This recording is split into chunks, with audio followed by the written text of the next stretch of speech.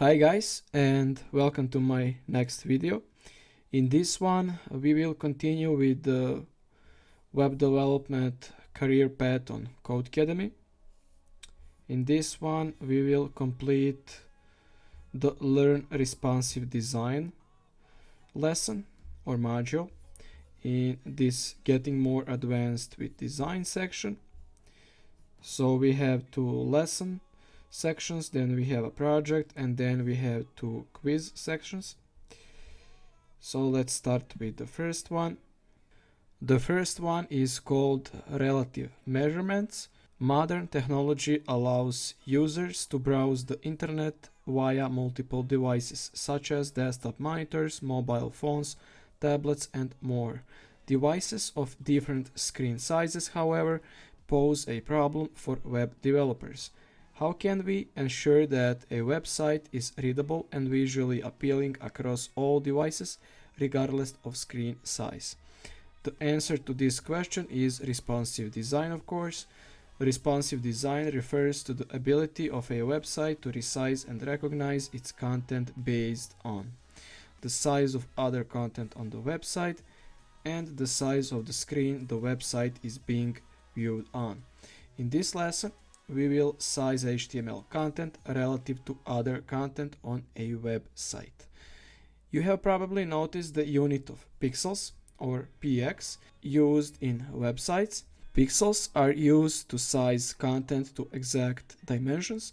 For example, if you want a div to be exactly 500 pixels wide and 100 pixels tall, then the unit of pixels can be used.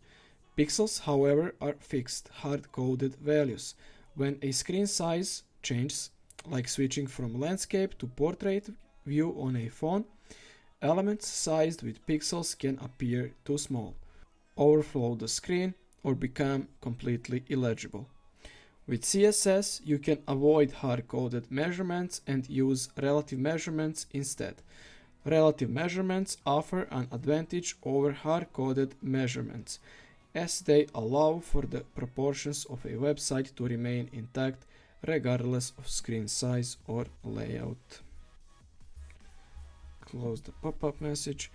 The website in the browser to the right uses many relative measurements.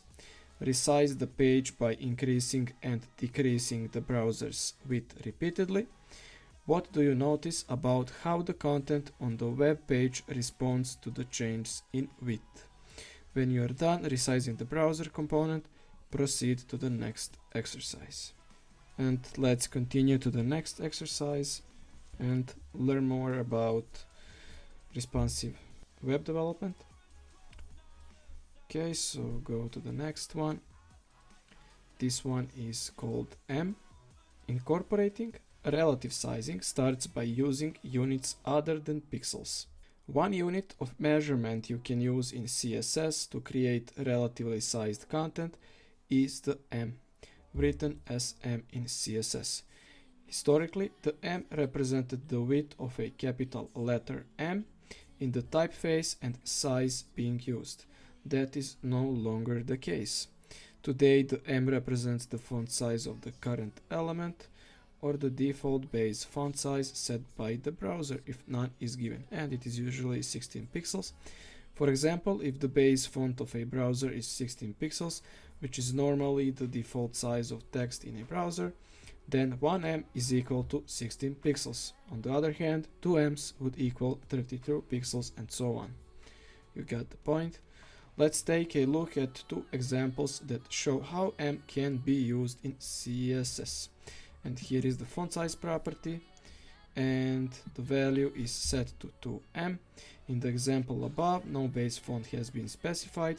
Therefore, the font size of the heading element will be set relative to the default font size of the browser. Assuming the default font size is 16 pixels, then the font size of the heading element will be 32 pixels.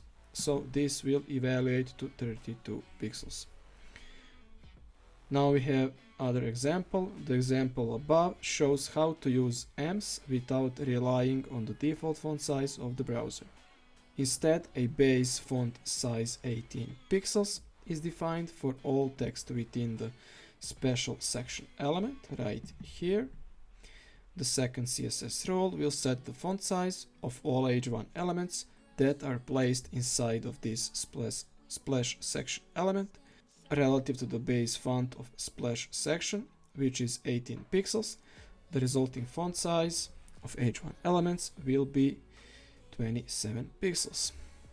Okay, let's see the instructions. In style.css, set the font size in banner H1.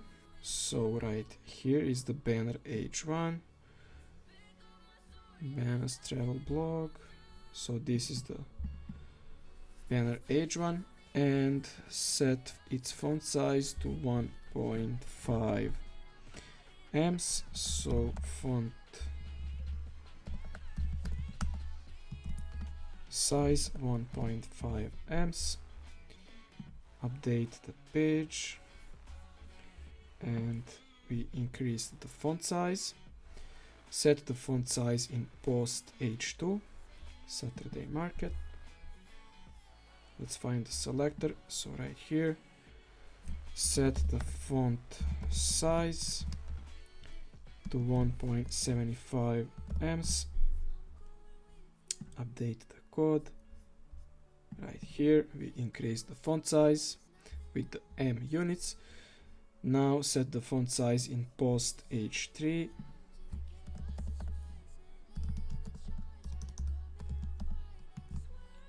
to 1.25 ems. Run, update the code, and I had some problems with connection to the Codecademy page. Let me see, where were we? We should set post 3h3, post h3, and here it is, font size 125 ems. Okay, let me refresh the page. Go down there. We should set post h3, font size to 1.25 ems. Update our code, and we are connected again. So we set the h3 heading to font size 125 ems. Now set the font size in the footer. So let's find the footer, Bannister blog right here. Let's find the selector for that one. I guess we should just use the footer selector. Yeah, because we only have one element, that heading element. So font size should be set to 0.75 ems. And now update the code, and that should be all. We lower the font size. So we learn about M units. Let's proceed to the next one. This one is called rems. So no ems. The second relative unit of measurement in CSS is the rem, coded as rem. Rem stands for root M. It acts similar to M, but instead of checking parent elements to size font, it checks the root element, and that is the HTML tag. Most browsers set the font size of HTML element to 16 pixels, so by default rem measurements will be compared to that value. To set a different font size for the root element, you can add a CSS rule. In the example above, the font size of the root element, or HTML element, is set to 20 pixels. All subsequent rem measurements will now be compared to that value, and the size of H1 elements in the example will be 40 pixels because we set the font size property of H1 elements to 2 rems. One advantage of using rems is that all elements are compared to the same font size value, making it easy to predict how large or small font will appear. If you are interested in sizing elements consistently across an entire website, the rem measurements is the best unit for the job. If you are interested in sizing elements in comparison to the other elements nearby, then the M unit would be better suited for the job. Now let's see the instructions for this exercise. In style.css, add a new rule on line 3 that sets the font size of the root element to 16 pixels. So right here, root element is the HTML element, and let's set its font size to 16 pixels. Refresh our page. Now let's update the font sizes you set in the previous exercise to use rem instead of M units. First, change the font size in banner H1 element selector to 3.75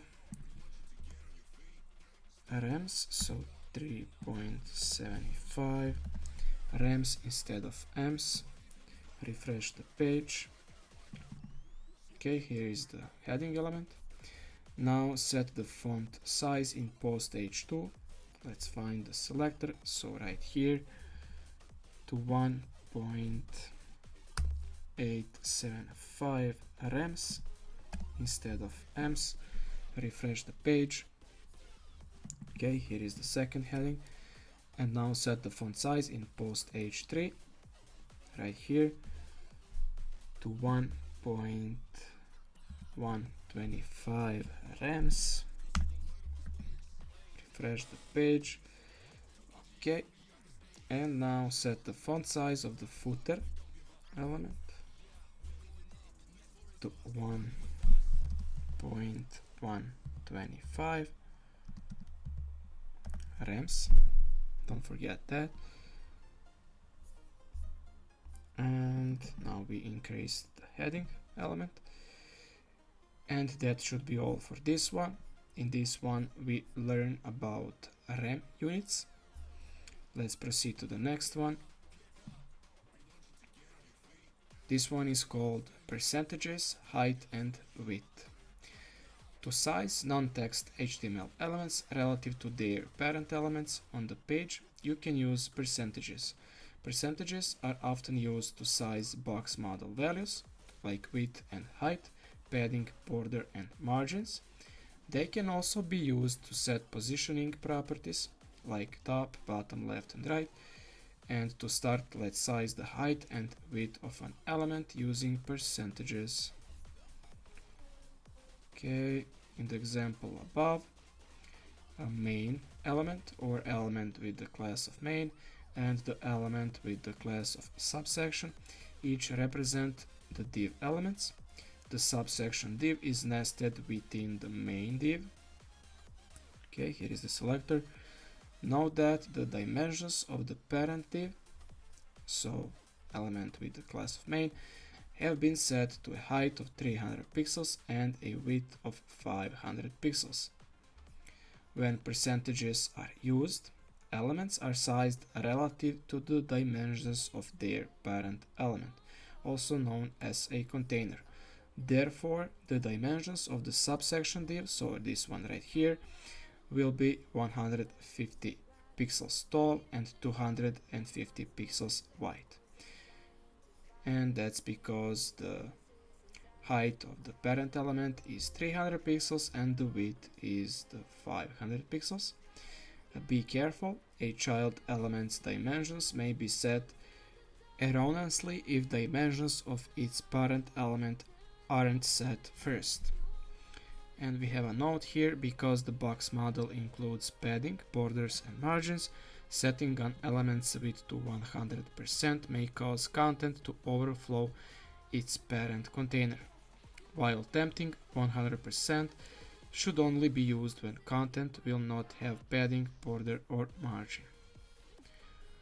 Okay, let's see the instructions. Currently the block takes up the full width of the body.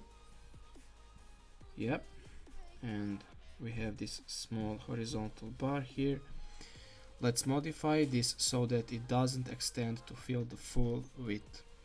In style.css, set the width in block to 86%.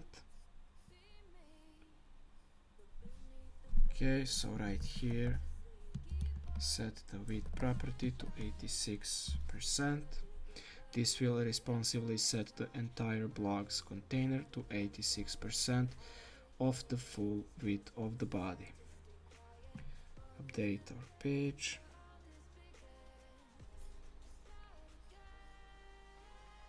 Okay.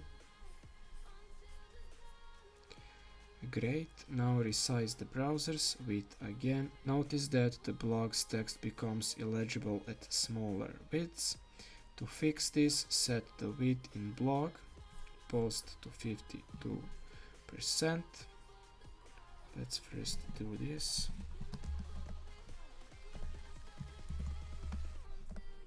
So 52%. This will ensure that the text fills only 52% of its container's blog width. Resize the browser now and notice how the text remains legible.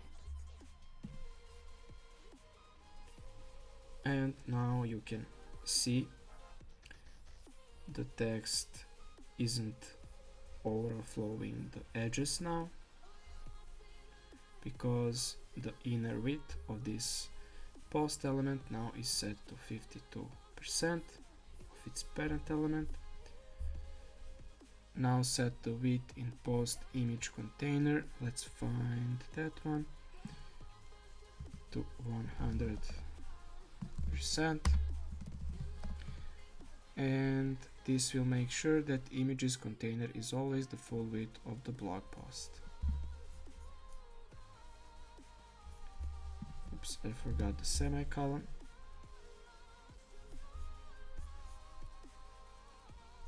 Yeah.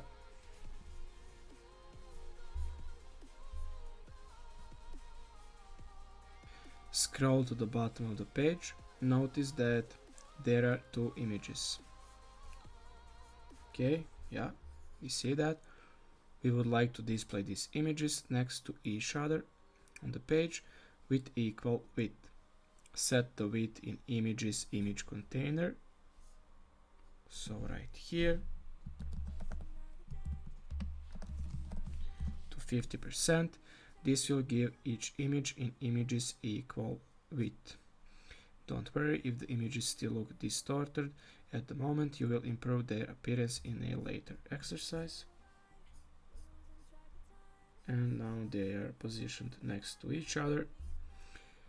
And that should be all for this one. Now let's proceed to the next exercise.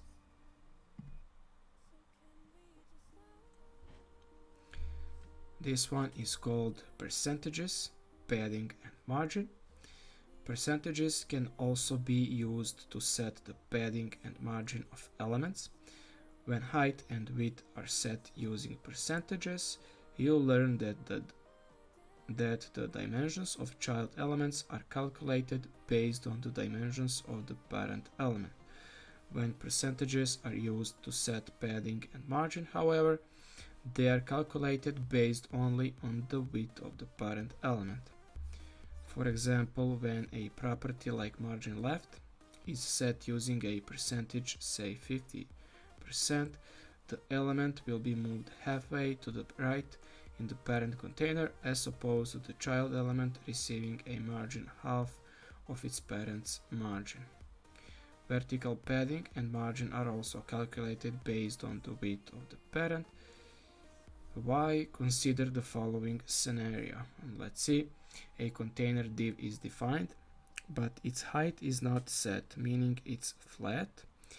The container then has a child element added within. The child element does have a set height. This causes the height of its parent container to stretch to that height, of course, and the child element requires a change and its height is modified. This causes the parent container's height to also stretch to the new height. This cycle occurs endlessly whenever the child element's height is changed. In the scenario above, an unset height, the parent's height, result in a constantly changing height due to change to the child element. This is why vertical padding and margin are based on the width of the parent and not the height.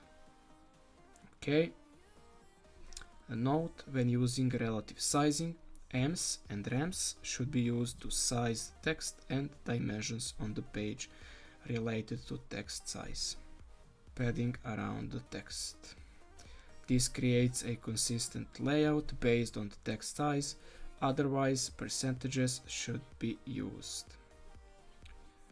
Let's see the instructions. Let's size the height of the banner relative to the root element's font size. Install the CSS for the banner rule set. Right here, add a height property and assign it to 46 rems. So 46 rems. Note: the root element's font size is 16 pixels, meaning that 46 rems will result in a height of 736 pixels. Okay, and this is the element with this background image.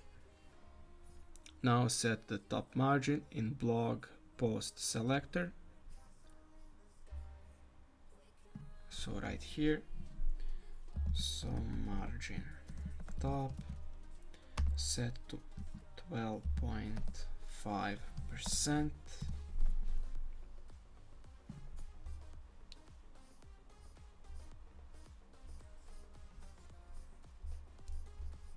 And I guess this is the margin we just set, this space right here.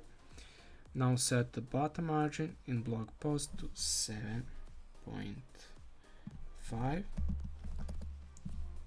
Margin bottom 7.5%. Refresh the page.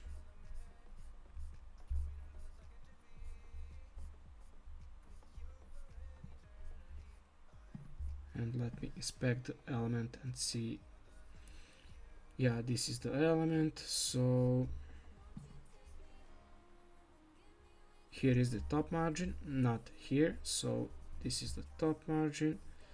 And let's see the bottom margin.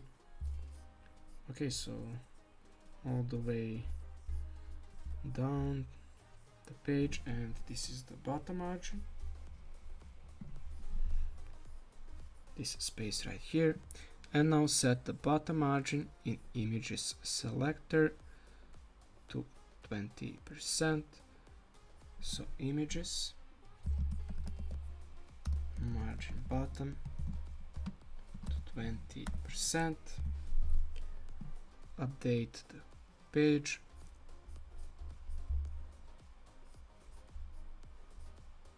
And here is the space we just created with this images selector. And that should be all for this exercise. Now let's proceed to the next one. This one is called width minimum and maximum. Although relative measurements provide consistent layouts across devices of different screen sizes, elements on a website can lose their integrity when they become too small or large. You can limit how wide an element becomes with the following properties. Min width ensures a minimum width for an element, and the max width ensures a maximum width for an element. Here is the example. In the example above, when the browser is resized, the width of paragraph elements will not fall below 300 pixels, nor will their width exceed 600 pixels. When a browser window is narrowed or widened, text can become either very compressed or very spread out, making it difficult to read. These two properties ensure that content is legible by limiting the minimum and maximum widths. Note: the unit of pixels is used to ensure hard limits on the dimensions of the elements. Okay, the instructions. Resize the browser to the right. Notice that the text on the web page can become difficult to read.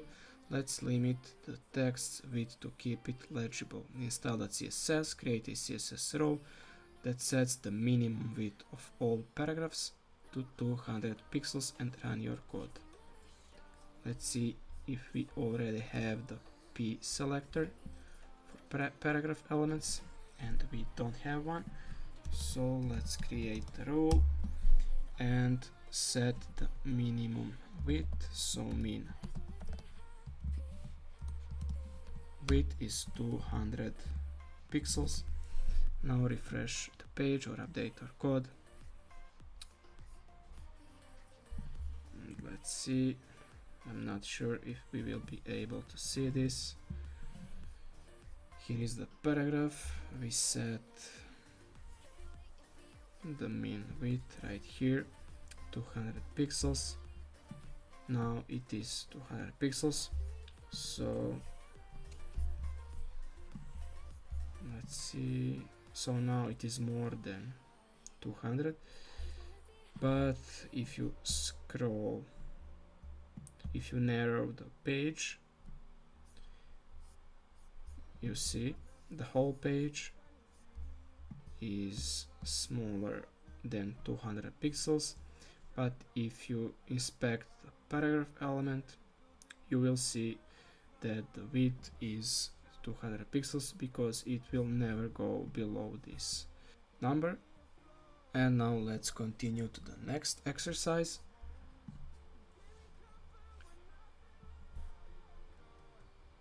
This one is similar to the previous one. Here we have minimum and maximum height. You can also limit the minimum and maximum height of an element.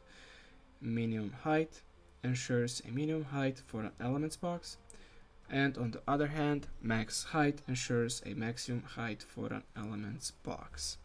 In the example above, the height of all paragraphs will not shrink below 150 pixels and the height will not exceed 300 pixels. Because of these two properties, what will happen to the contents of an element if the max height property is set too low for that element? It is possible that content will overflow outside of the element, resulting in content that is not legible. Again, resize your browser, stretch it out. Notice that the paragraph's text can become overly spread out. A small height. Let's limit the height to keep the text legible. Install the CSS, set the minimum height of all paragraphs to 200 pixels. Okay, let me just first inspect the page and let's see, stretch the page, go down there to the paragraphs, and now let's see.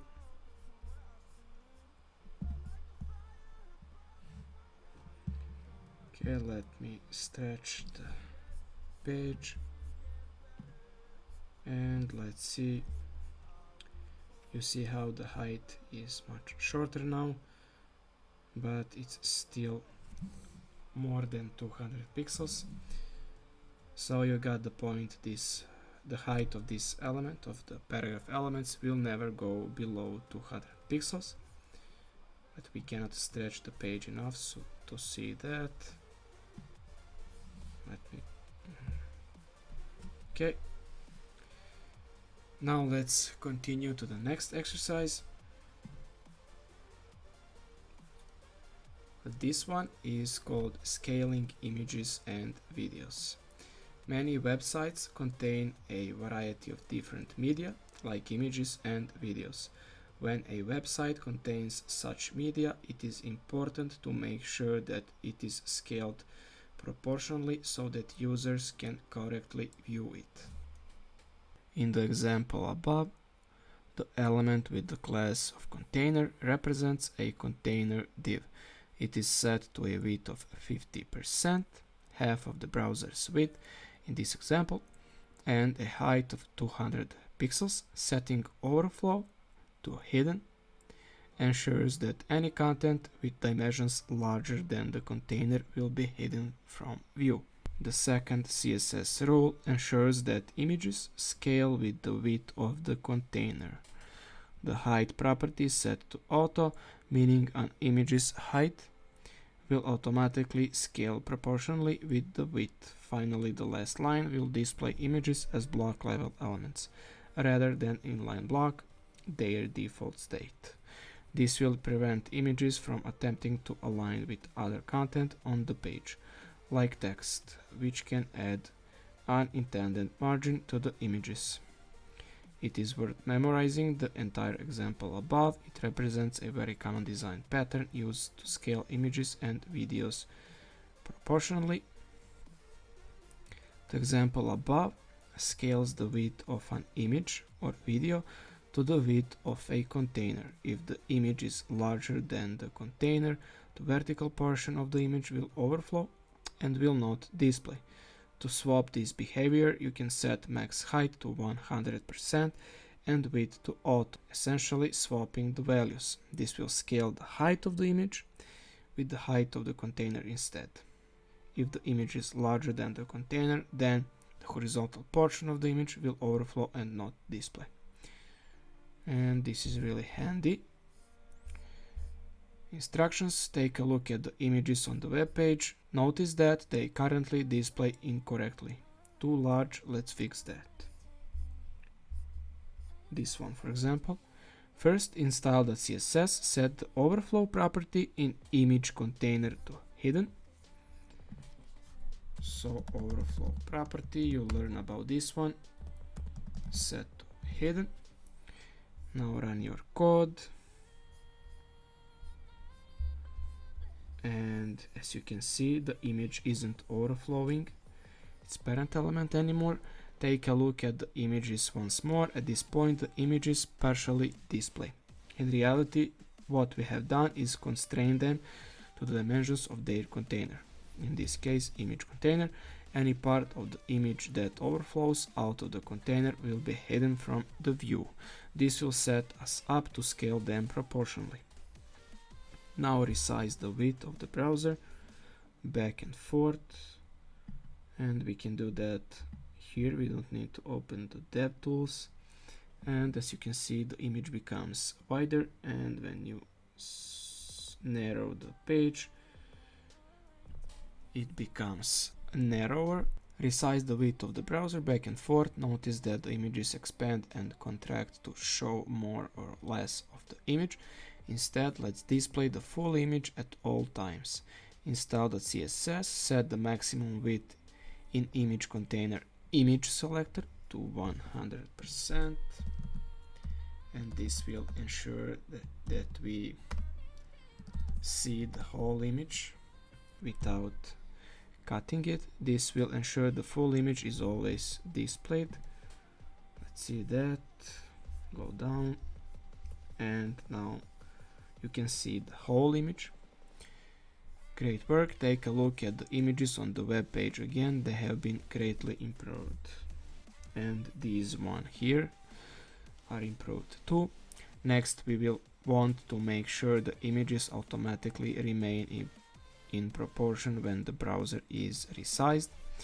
In image container image, set the height to auto.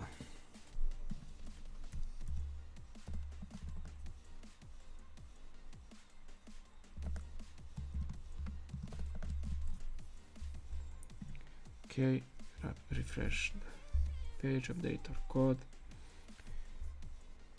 Finally, within the same CSS rule, set the display to block. And usually you should always set the display of the image elements to block. This will instruct the images to behave as block level elements and facilitate scaling, as opposed to their default inline behavior. Update the page. Okay, let's resize the page again. And this is much appealing to the eye. Okay, this should be all for this one. Now let's continue to the next exercise. This one is called scaling background images. Background images of HTML elements can also be scaled responsively using CSS properties. Let's see that. In the example above, the first CSS declaration sets the background image, this one right here. The hash symbol is a placeholder for an image URL. In this example, of course, the second declaration instructs the CSS compiler to not repeat the image, so no repeat for background repeat property, because by default images will repeat. The third declaration centers the image within the element, this one, and the final declaration, however, is the focus of the example above. So background size set to cover. It is what scales the background image. The image will cover the entire background of the element, all while keeping the image in proportion. If the dimensions of the image exceed the dimensions of the container, then only a portion of the image will be displayed. In style.css, set the background size property in banner to cover.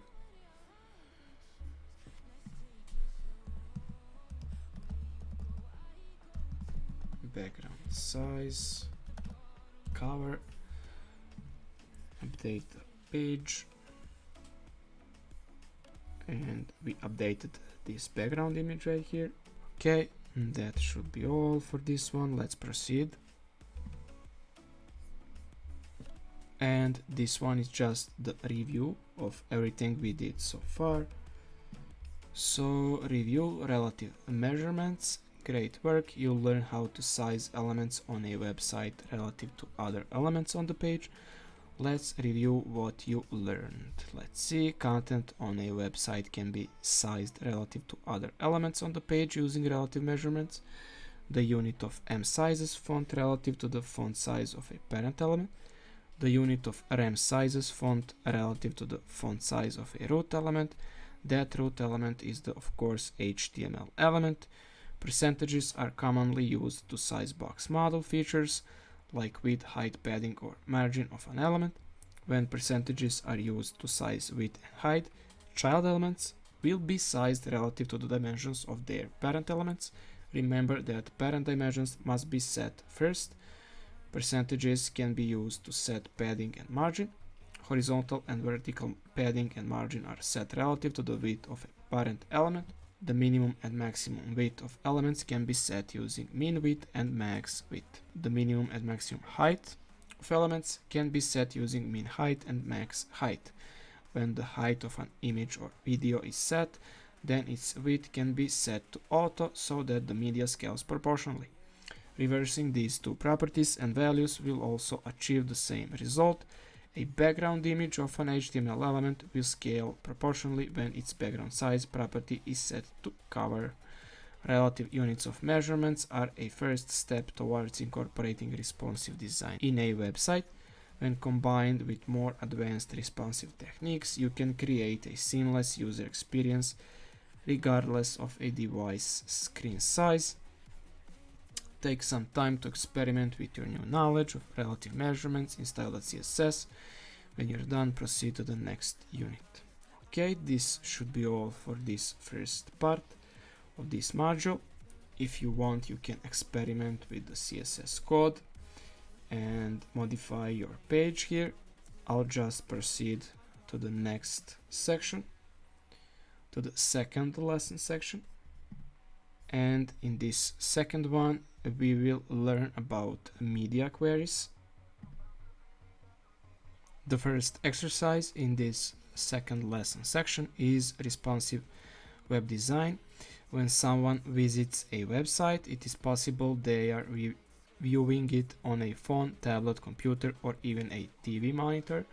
Because screen sizes can vary greatly across different devices, it is important for websites to resize and reorganize their content to best fit screens of all sizes. When a website doesn't respond to different screen sizes, the website may look odd or become indecipherable on certain devices. This usually occurs on smaller screens like phones. When a website responds to the size of the screen it is viewed on, it's called a responsive website. Because websites can be displayed on thousands of different screen sizes, They must be able to respond to a change in screen size and adapt the content so that users can access it. Let's take a look at a website that does not respond to different screen sizes. First, visit this site. Let's open the page. Okay, here is the page. Then resize the width of your browser to simulate a smaller screen size. Note how the content on the web page does not shrink as you resize the browser's width. Open the DevTools. Now let's resize the page. Okay. Actually, these items here, they are responsive. You see, they go down when you resize the page, and when you increase the page width, they go next to each other. So these items seems responsive. In contrast, let's take a look at a responsive website. Let's visit that one. So same page. Let's see. Yeah, this image is responsive now, but these items here behave the same, but this is also responsive now. Let's see the footer. Yeah, same thing. This one is much better. Let's set 320 pixels for this one, and same for this one. And now let's compare the pages. Okay. Okay, on this one, on the responsive one, they actually have 2 items per row instead of 1. And this is also, yeah, this is also much different. And again, resize the width of your browser and note how the content on the web page resize and recognize itself. Okay, we just did that. Okay, this is just the introduction exercise, and this page looks really nice. I like the background, I like the font family. And now let's continue to the next exercise. Media queries. CSS uses media queries to adapt a website's content to different screen sizes. With media queries, CSS can detect the size of the current screen and apply different CSS styles depending on the width of the screen. Here is the CSS rule for that. The example above demonstrates how a media query is applied. The media query defines a rule for screens smaller than 480 pixels, approximately the width of many smartphones in landscape. Let's break this example down into its parts. Media. This keyword begins a media query rule and instructs the CSS compiler on how to parse the rest of the rule. Okay, only screen. This part right here indicates what types of devices should use this rule. In early attempts to target different devices, CSS incorporated different media types: screen, print, handheld. The rationale was that by knowing the media type, the proper CSS rules could be applied.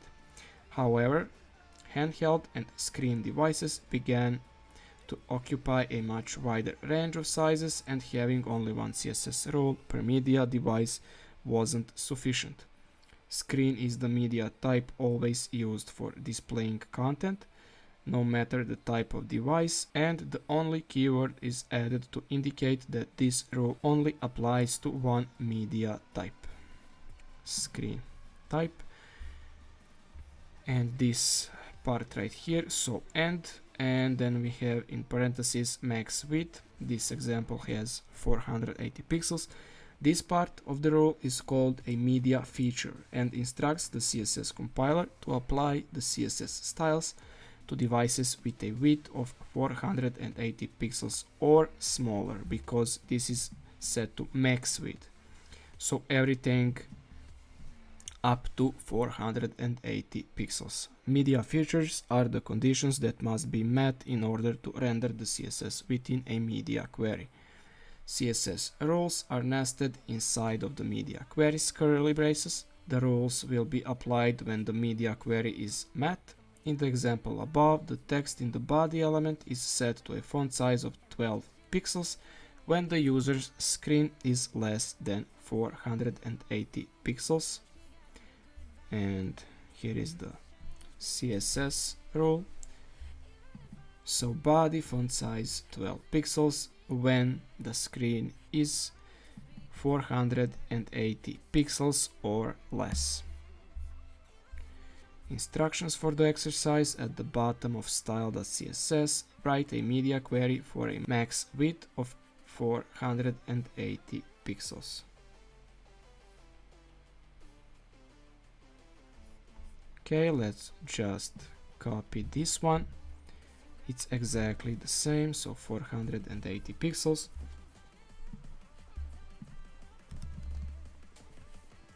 This will allow us to shrink the width of the page's title element on smaller screens. Delete the body selector, we don't need that one. Update the code. When the screen is less than 480 pixels wide, give the page title, so page title width of 270 pixels. This will make the page title element appear more clearly on small screens. Test your code by resizing the browser. First, let's update the code.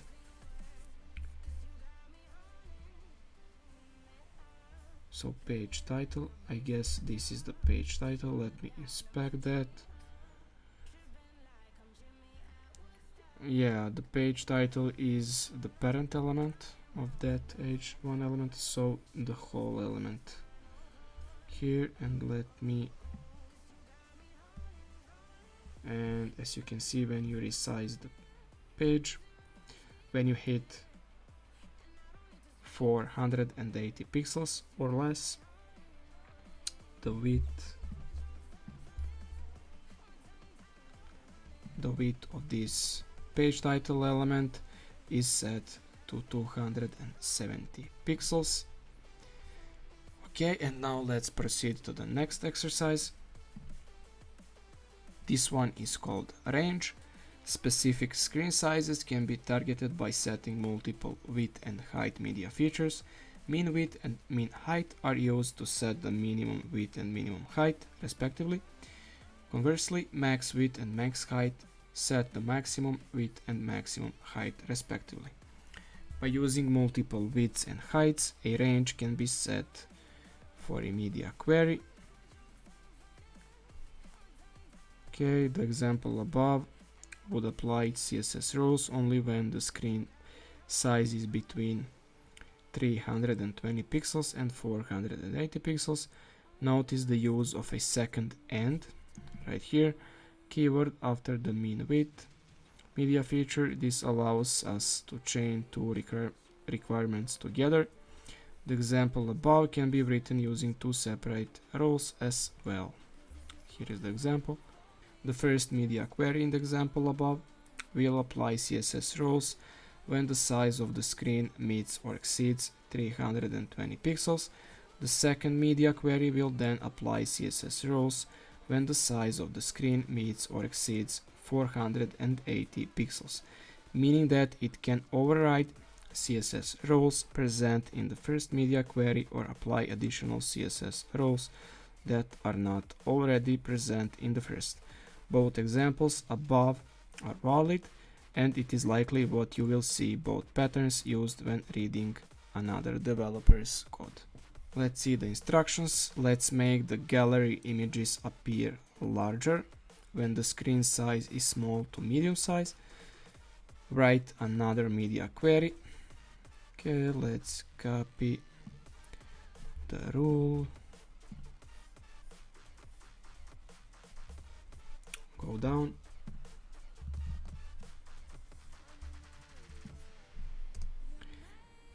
and the range is between 320 pixels and 480 pixels, just like in this one.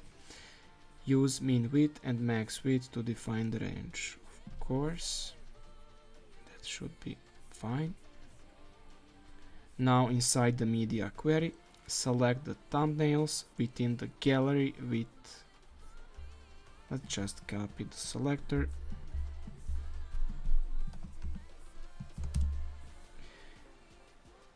and give them a width of 95%. You should notice that the gallery images appear wider when the screen size is between this range right here. Update the page and let me decrease, and yes, we just hit that page size, and as you can see, the images, the thumbnails are set to width 95%, so almost wide as the page. Okay, that should be all for this one. Let's proceed to the next one. This one is called dots per inch, or DPI. Another media feature we can target is screen resolution. Many times we will want to supply higher quality media, images, video, etc. only to users with screens that can support high resolution media.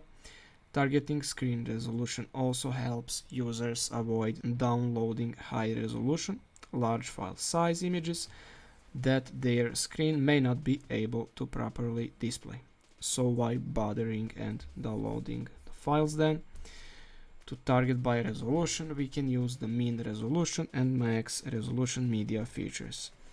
These media features accept a resolution value in either dots per inch or DPI, or dots per centimeter or DPC. Learn more about resolution measurements right here. This is just the Wikipedia page for dots per inch. And the media query in the example above targets high resolution screens by making sure the screen resolution is at least 300 dots per inch. If the screen resolution query is met, then we can use CSS to display high resolution images and other media. Okay, write a media query to make the logo higher quality if the visitor is looking at the Amazing Space website on a high resolution display. A high resolution display may have a min resolution of 150 dpi. Let's copy the media query rule, paste it right here, but instead 300, let's use 150 dpi.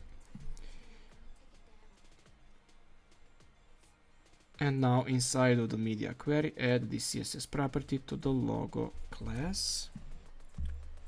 So selector for the element with the class of logo, and let's change the background image. This code will exchange the existing logo with a high resolution logo. To make the difference obvious, the high resolution spaceship logo has blue wings. So the wings right here of this spaceship should be blue, and you should see that because I have a MacBook Pro and I will meet this requirement. If you are accessing Codecademy on a screen with a resolution greater than 150 dpi, you will observe the spaceship change. If not, you can rewrite the min resolution media feature to a lower value so you can meet that lower resolution. And now let's update the page and pay attention to the wings of the spaceship. And as you can see, they are blue now. So that means that I just loaded this image right here. because my screen resolution is 150 dpi or more. Okay, let's proceed to the next exercise. This one is called AND operator. In previous exercises, we trained multiple media features of the same type in one media query by using the AND operator. It allowed us to create a range by using min width and max width in the same media query. The AND operator can be used to require multiple media features. Therefore, we can use the AND operator to require both a max width of 480 pixels and to have a min resolution of 300 dpi. For example, this is the rule. So max width 480 pixels and min resolution of 300 dpi. By placing the AND operator between the two media features, the browser will require both media features to be true before it renders the CSS within the media query. So both conditionals should be true in order to meet the whole media rule. The AND operator can be used to train as many media features as necessary. Now let's see the instructions. The website's text need to be larger for users who have small, low resolution screens. Write a media query that applies when the max resolution is 150 dpi. Okay, let's copy this rule.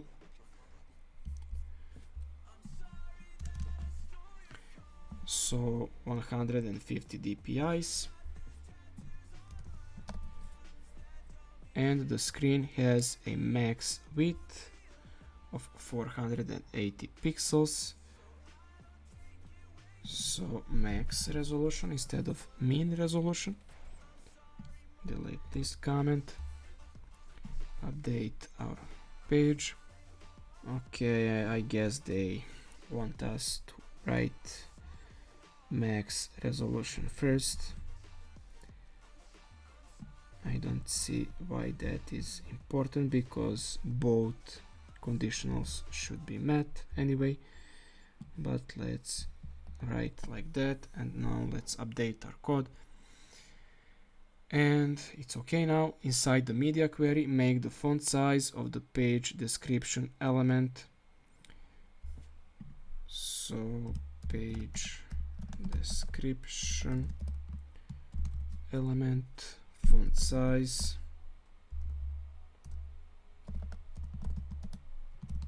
set to 20 pixels. Update our code. Did you edit the page description class inside the media query? And I have to cease. Update our page, and now it is fine.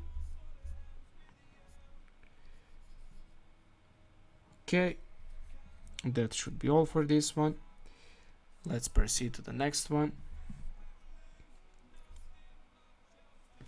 This one is called comma separated list.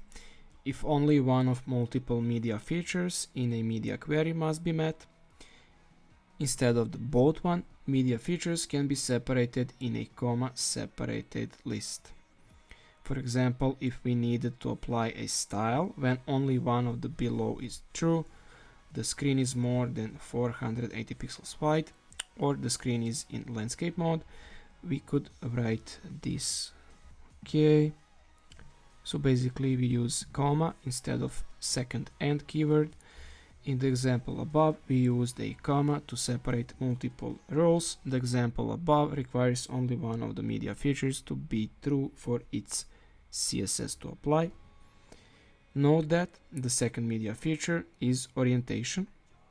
The orientation media feature detects if the page has more width than height. If a page is wider, it is considered landscape, and if a page is taller, it is considered portrait mode. Now let's see the instructions. navigate to the first media query where you targeted screens with a mean width of 320 pixels and max width of 480 pixels. Okay, actually that's the second media query. Let's also make the logo and text appear vertical if the screen is in a portrait orientation. Add another media feature to the rule. Okay, and let me just copy this one. So let's try like this. So add a comma and orientation is portrait instead of landscape. And let's refresh the page. Okay, that should be good now. So basically we have two media features first. So both of these should be met, or this one here, which is orientation set to portrait mode, and that should be fine. Now let's proceed to the next exercise.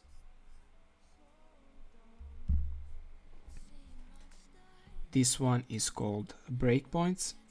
We know how to use media queries to apply CSS rules based on screen size and resolution, but how do we determine what queries to set? The points at which media queries are set are called breakpoints. Breakpoints are the screen sizes at which your web page does not appear properly. For example, if we want to target tablets that are in landscape orientation, we can create the following breakpoint. Okay, min width, max width, and landscape. Okay, the example above creates a screen size range the size of a tablet in landscape mode and also identifies the orientation. However, setting breakpoints for every device imaginably would be incredibly difficult because there are many devices of different shapes and sizes. In addition, new devices are released with new screen sizes every single year. Rather than set breakpoints based on specific devices, the best practice is to resize your browser to view where the website naturally breaks based on its content. The dimensions at which the layout breaks or looks odd becomes your media query breakpoints. Within those breakpoints, we can adjust the CSS to make the page resize and reorganize. By observing the dimensions at which a website naturally breaks, you can set media query breakpoints that create the best possible user experience on a project-by-project basis, rather than forcing every project to fit a certain screen size. Different projects have different needs, and creating a responsive design should be no different. Check out this list of breakpoints by device widths. Use it as a reference of screen widths to test your website to make certain it looks great across a variety of devices. The last breakpoint we would like to account for is a tablet in landscape orientation. The Amazing Space website should change its format to show the gallery pictures on the right while having the logo and the description on the left. Write a media query that meets the following requirements. Let me copy the whole row and just change the values. Okay, go down. So the first requirement is min width of 768. Okay, max width 1024, and orientation is landscape, so just like this one. Data code, and inside of the media query include this CSS. Let's just copy the rules. This CSS will make the page title and description flow to the left of the gallery images. resize the browser to observe these changes at various screen widths. And now let's update our code. Okay. So min width 768.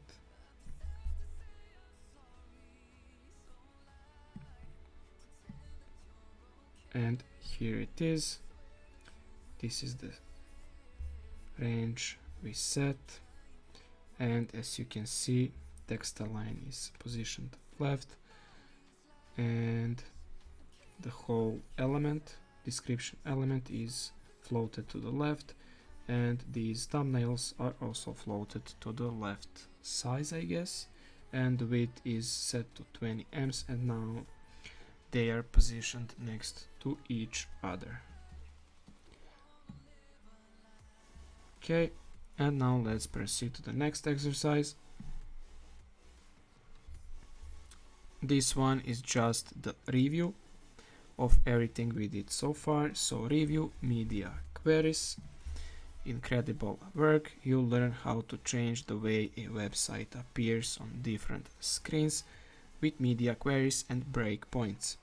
Throughout this lesson, you'll learn when a website responds to the size of the screen it is viewed on. It's called a responsive website. You can write media queries to help with different screen sizes. Media queries require media features, and media features are the conditions or conditionals that must be met to render the CSS within a media query. Media features can detect many aspects of a user's browser, including the screen's width, height, resolution, orientation, and more. The AND operator requires multiple media features to be true at once. A comma-separated list of media features only requires one media feature to be true for the code within to be applied. The best practice for identifying where media queries should be set is by resizing the browser to determine where the content naturally breaks. Natural breakpoints are found by resizing the browser. With your knowledge of media queries and CSS, you can make websites that look great on any device, from a small phone to a huge television. By making your websites responsive, you will make it possible for any of your users to have a great experience. Okay, that should be all for this second lesson section in this responsive module. Now let's proceed and let's complete the first project in this module. And the project is called Tsunami Coffee. And now let's start with the Tsunami Coffee project. Use your knowledge of relative units and responsive web design to help Tsunami Coffee make their website come to life. Throughout this project, you will edit the existing Tsunami Coffee website code so that the website appears correctly on varying screen sizes. In addition, you will contribute styles that will make this website more visually appealing. And as usual, if you get stuck during this project or would like to see an experienced developer work through it, click Get Help to see a project walkthrough video.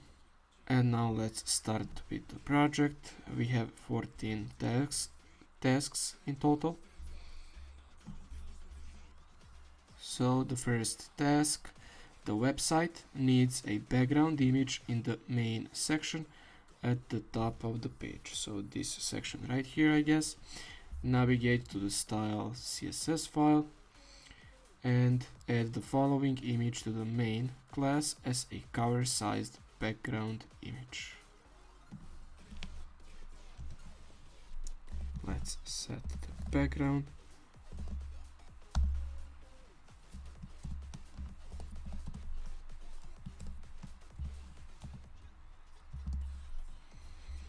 Let's copy the URL for the image, paste it right here.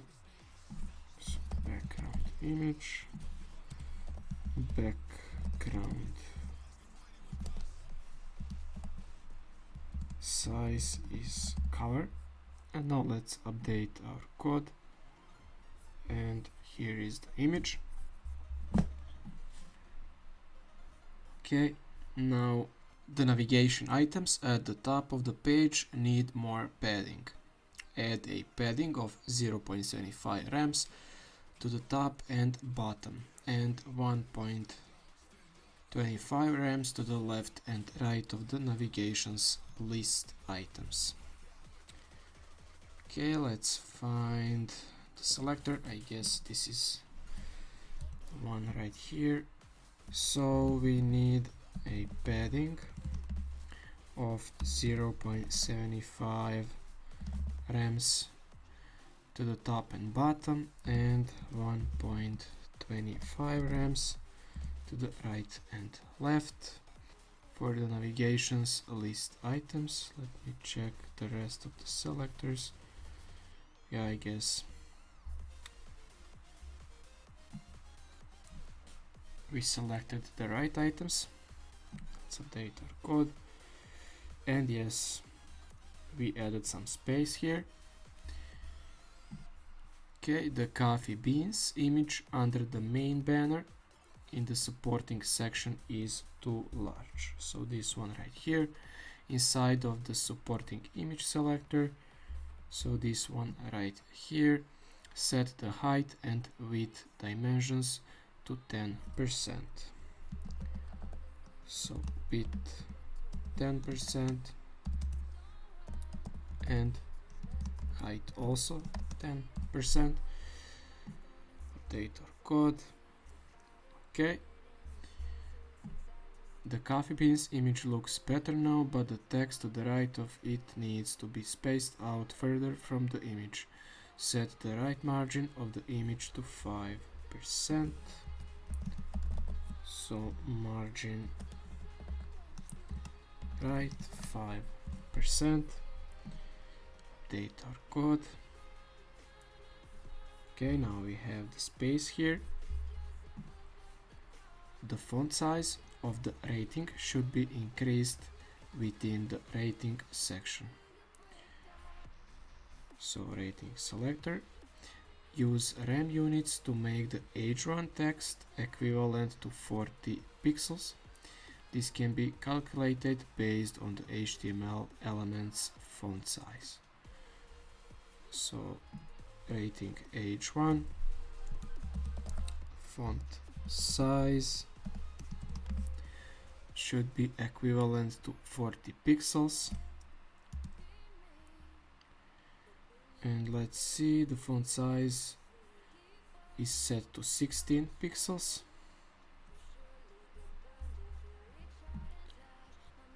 So 40 divided by 16 equals to 2.5. So font size should be 2.5 rems. Now let's update our code. Okay. The map image near the bottom of the page should span the page's width instead of overflowing. Add a width of 100% to the location image CSS rule. So width 100%. Refresh the page, update our code. And here is the map image. Now the page looks better on large screens. When the page is resized to a smaller width, the page needs to resize and reorganize its elements using media queries.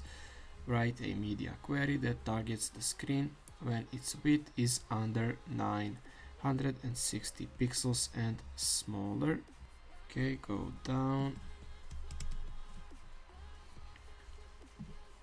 Let's copy the media query rule. Okay, 960, so under 960 and smaller, so that's why we set the max width. Okay, that should be all for this task. when the page is resized to a width less than 960 pixels, note that the navigation bar has empty space above it. Within the media query, you wrote in the last step, set the top padding of the main element with the class of main, set the top padding to 0.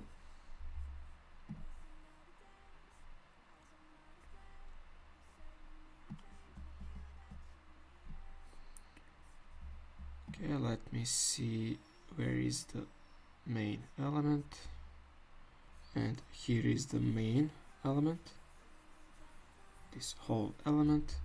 So we set the padding top to 0 when the width of the page is below 960, but let me check the rules for wider page widths.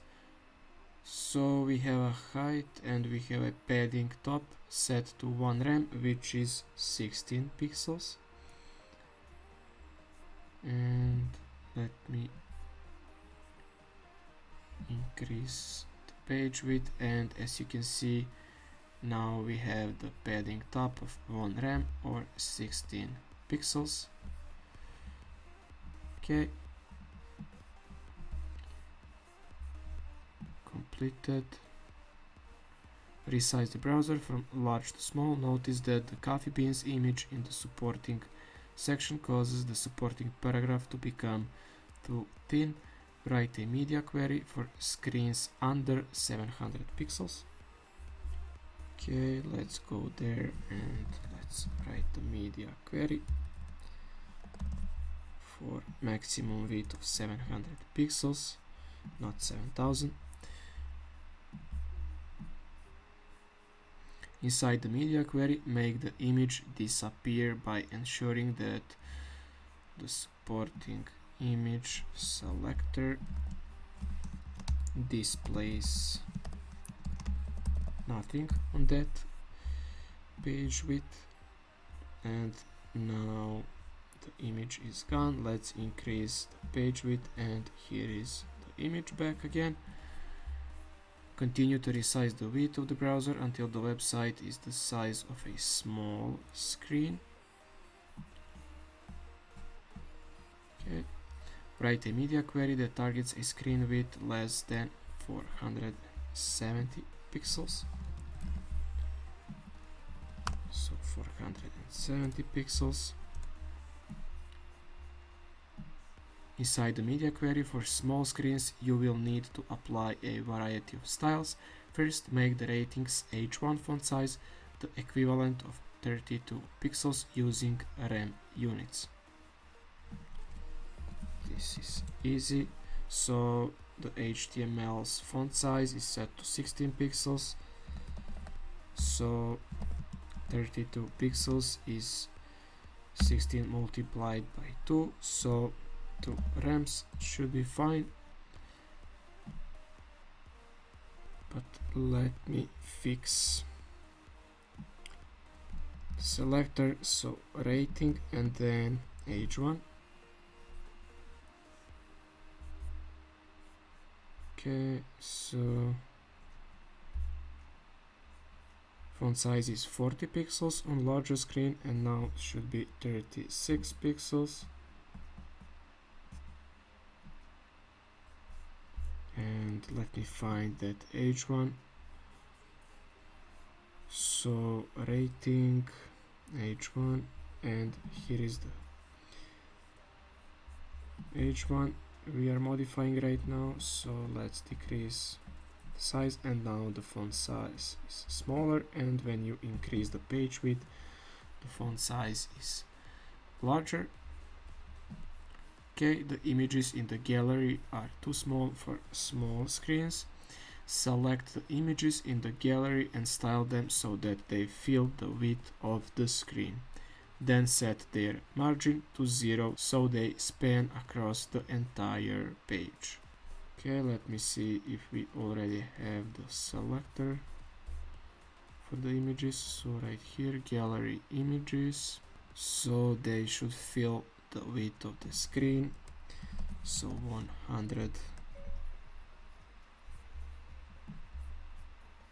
100% display block. Okay, then set their margin to 0 so they span across the entire page.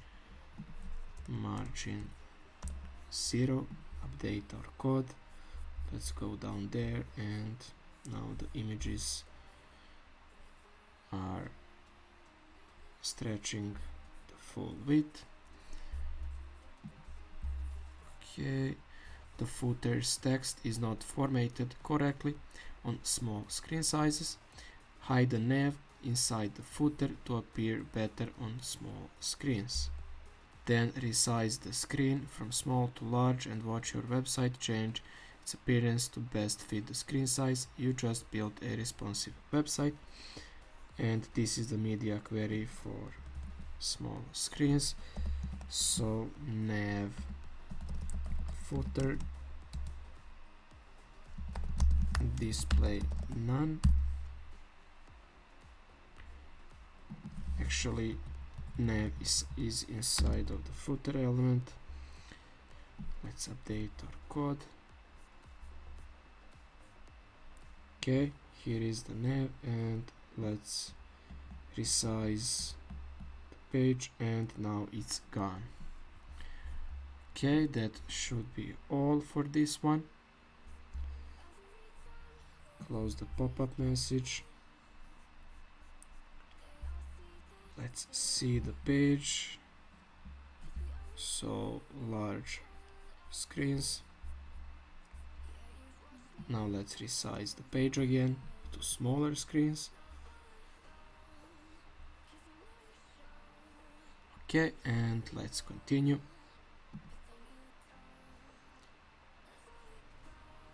Next, I think we have a quiz. It's called Tsunami Coffee Sizing Elements. Let's continue. And now let's start with the first quiz. We have 16 questions. What is the difference between an M and a RAM units?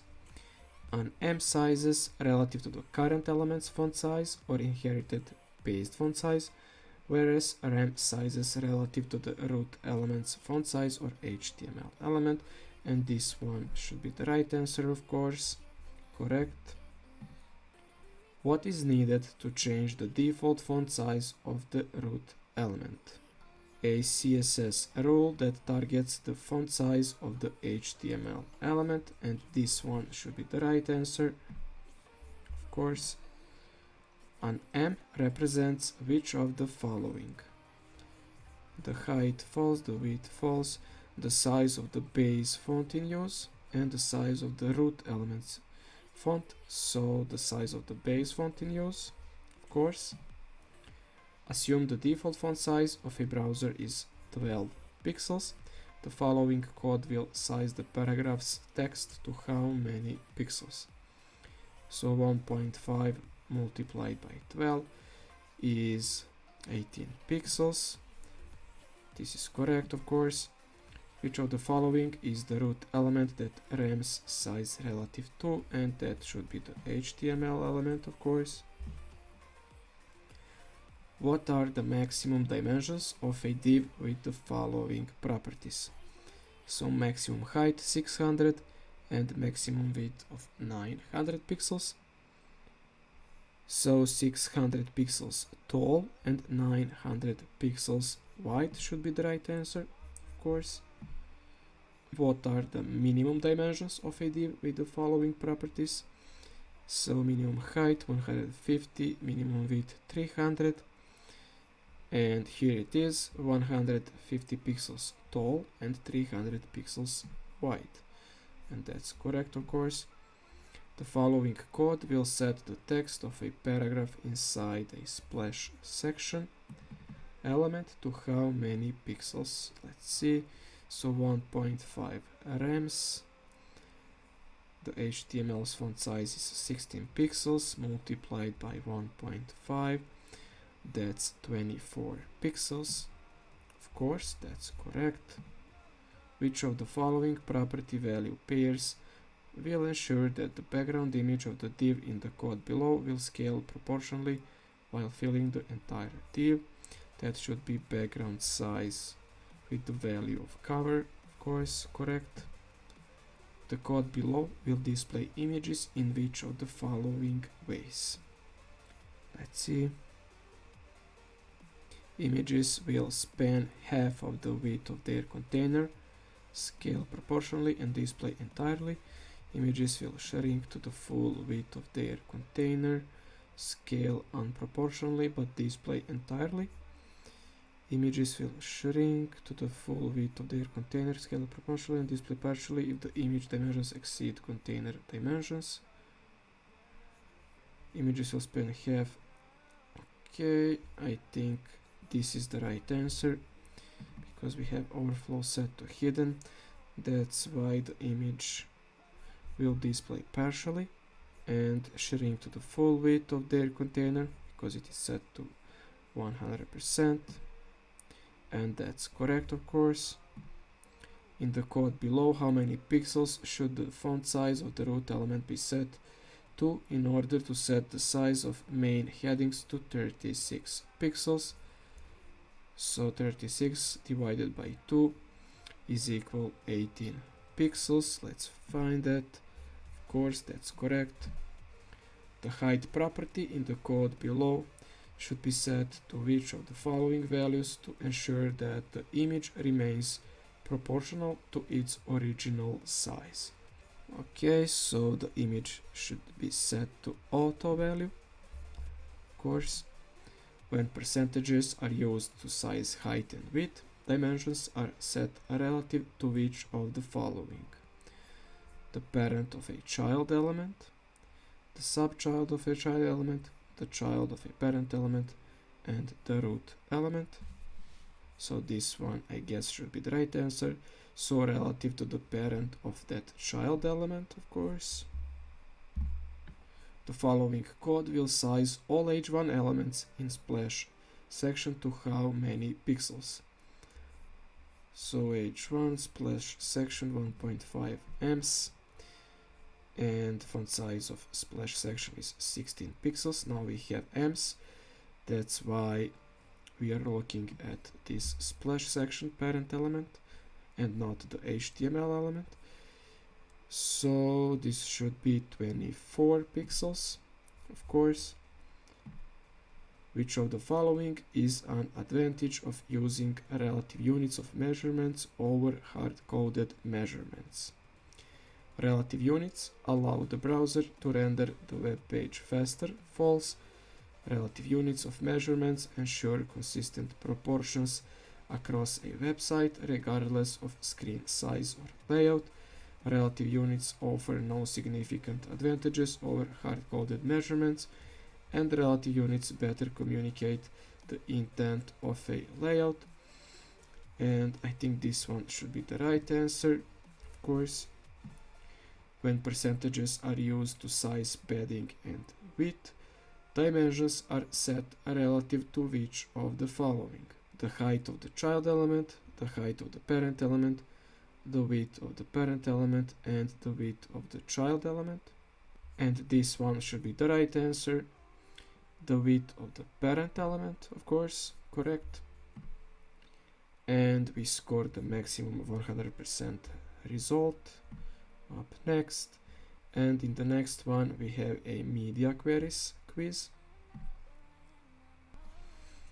And now let's complete this second quiz in this module. What is a responsive website? A website that alters its styles depending on the dimensions of the browser. I think this one should be the right answer. A website that responds to user input, false. A website that appears only on one screen size, false. A website that shrinks its elements down, making the entire page visible on any device, false.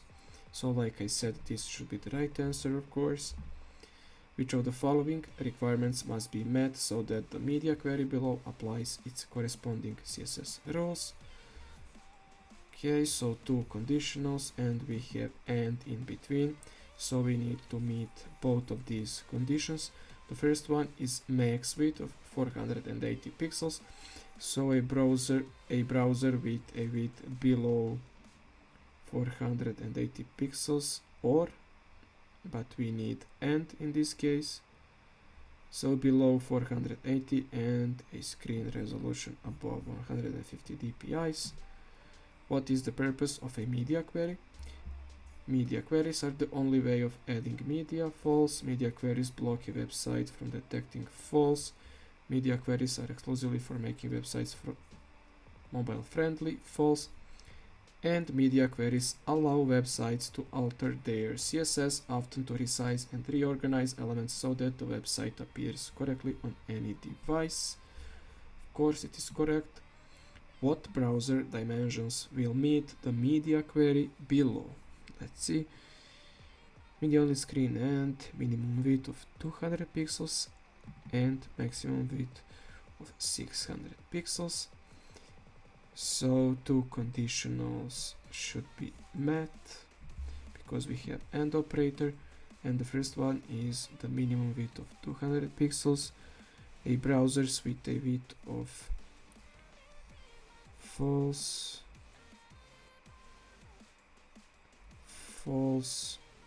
and this one should be the right answer.